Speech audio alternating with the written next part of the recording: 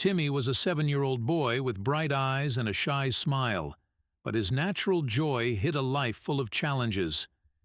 He lived in a small house in the suburbs of a large American city, a place that should have been his safe haven, but often felt empty and cold.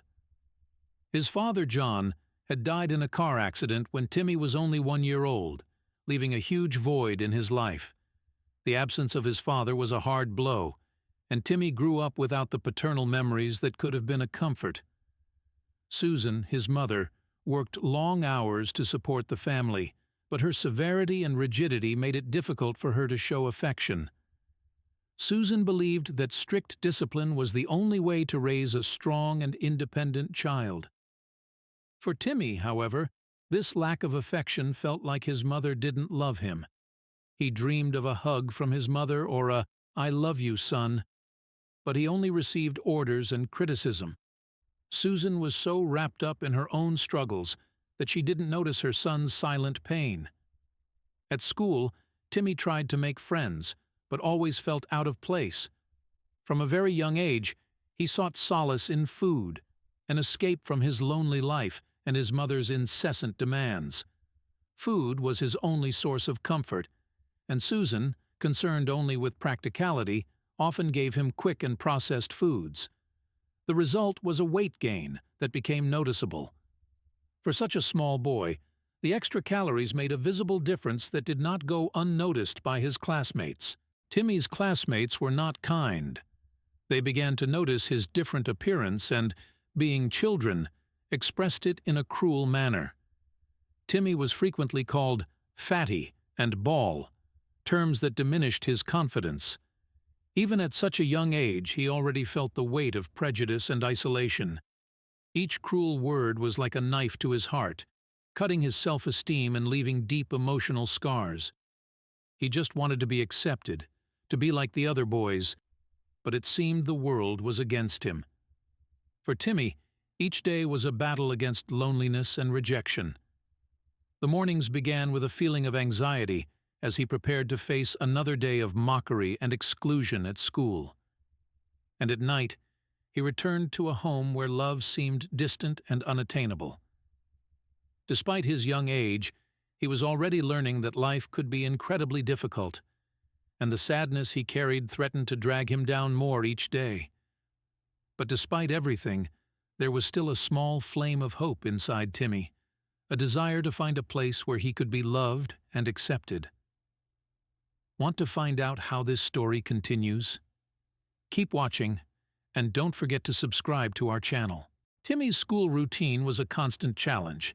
Every morning, he woke up with a knot in his stomach, anticipating what awaited him at school. The playground games, which should have been moments of fun and joy, had turned into episodes of constant humiliation.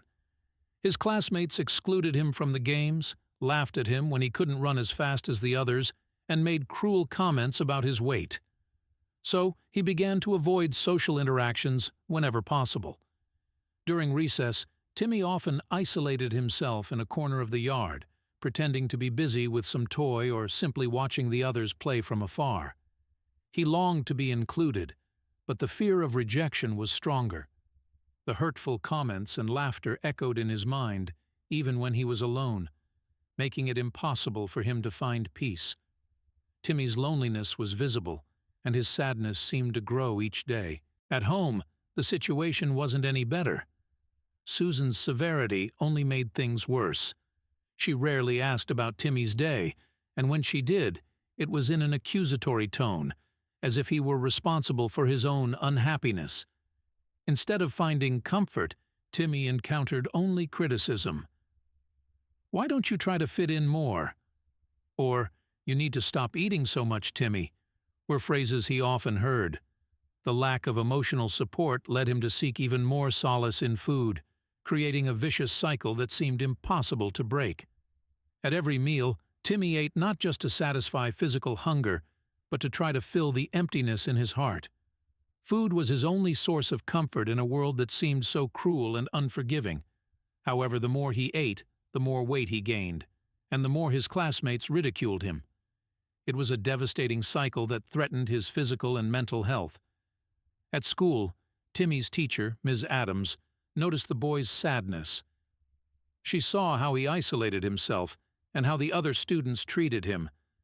But with a classroom full of children, she couldn't give him the attention needed to help him. Brian was the student who mocked Timmy the most, the bully of the class. Tall and strong for his age, Brian had an intimidating presence that kept all the other students in line. He waited for Timmy every day at the school gate to insult and mock him. The sight of Brian was enough to fill Timmy with dread and sadness before even entering the school. Timmy entered the classroom already burdened with sadness, and no one did anything to help him. He sat at the back of the room trying to become invisible, but Brian's words echoed in his mind. "Doesn't anyone see what Brian does to me?" he thought desperately. "Why does he treat me this way? I've never done anything to him." These thoughts consumed Timmy, further undermining his self-esteem.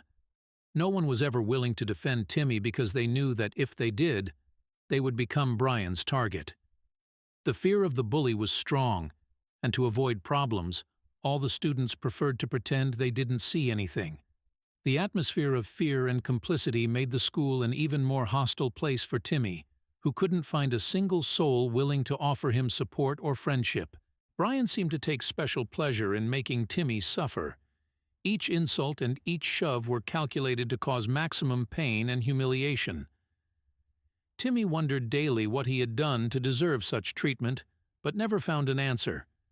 Ms. Adams, the teacher, though aware of what was happening, was limited in her actions. She did her best to maintain order in the classroom, but the intensity of Brian's bullying was something she couldn't control on her own. Ms. Adams often took her concerns to the school administration, but the responses were slow and insufficient. One day, during recess, Brian and his friends decided to make Timmy the target of an especially cruel joke. They surrounded him and started singing a song mocking his weight. Timmy tried to escape but stumbled and fell, provoking even louder laughter. Feeling completely helpless and humiliated, he ran to the bathroom, where he locked himself in and cried, but no one came to his aid. What would you do if you were in Timmy's place? Have you ever experienced a similar situation? Let us know in the comments. Timmy began to refuse to go to school, claiming to be sick. Susan, his mother, impatient with his complaints, forced him to go.